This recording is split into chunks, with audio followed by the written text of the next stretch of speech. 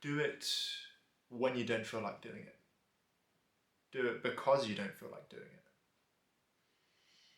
I like to keep things very honest, very raw and based on this channel. I enjoy chatting to you guys.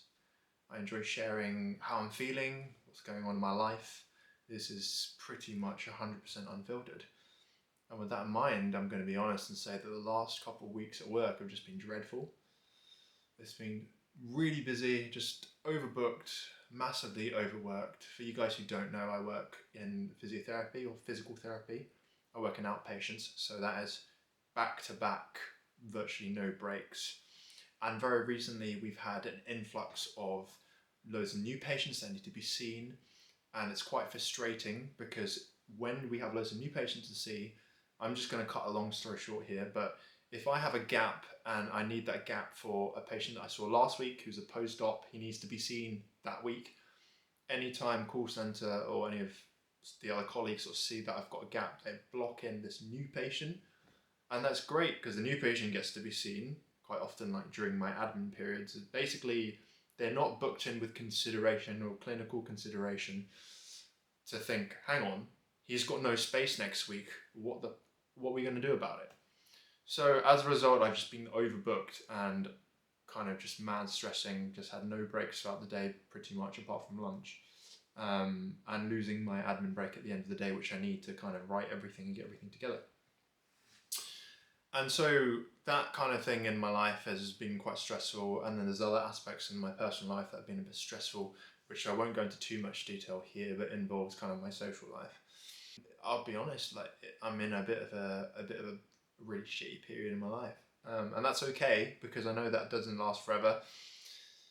And the reason I tell you all of this is not so you can feel sorry for me. I don't really care about sympathy. I don't want any sympathy. The reason I'm telling you this is because today, after having one of the worst days I've had in such a long time, the only thing I wanted to do was sit on my laptop, eat a bag of popcorn or chocolate, order some Five Guys or junk food in, and watch Rings of Power or watch something on Netflix and just not do any work. I didn't want to do anything. I didn't want to record this video.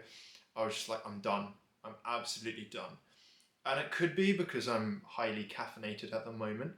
I definitely have been relying more and more on caffeine to get me through the day, because when work really sucks, you kind of end up developing a bit of a crutch. So caffeine is definitely a bit of my crutch at the moment.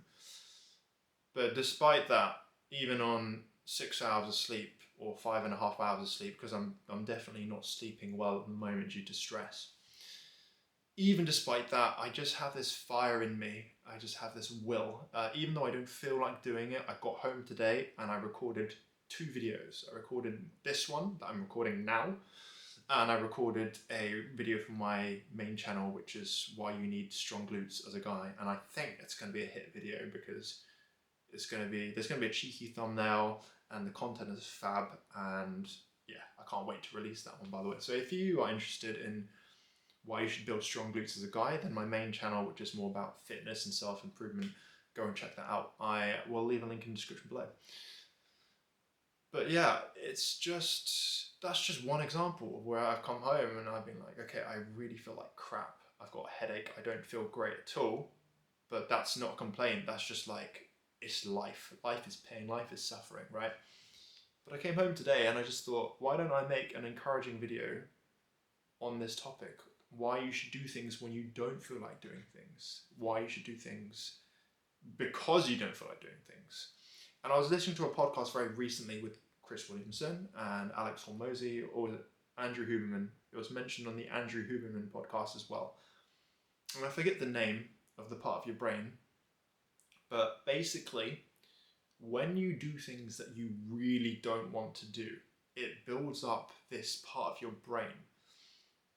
And it's like building up willpower, because that part of your brain, hypertrophy, gets stronger. So you are able to do more things that you don't want to do. You're able to really force things and you build mental resilience and toughness.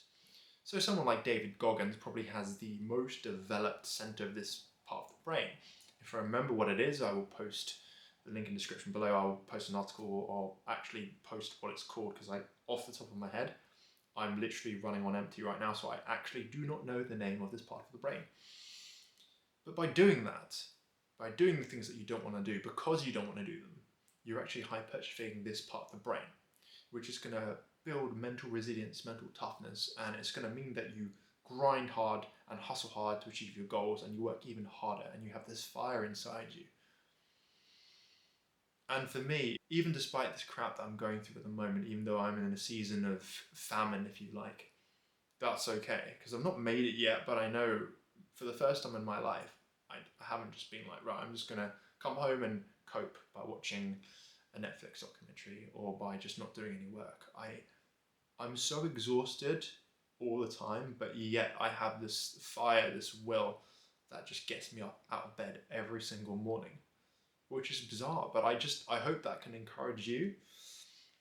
I just wonder whether it is the fact that life is so trash at the moment and this dream life that I could have is around the corner. Maybe you're in a similar situation where the life that you want is actually not unobtainable, but the life that you're living currently is just so full of suffering and misery that is just far outweighed. Like the pain that you're in right now is greater than the pain it would take to change. And so you should do things because you don't want to do them. Do things when you don't want to do them because you don't want to do them. If it's having that cold shower in the morning, do it because when you have it and you go through that discomfort, that will probably be the hardest thing you have to do in the day.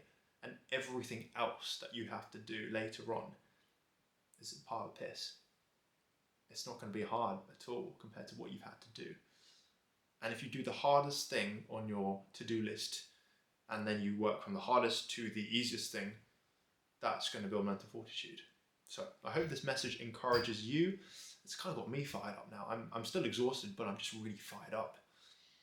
And I'll catch you guys in the next one.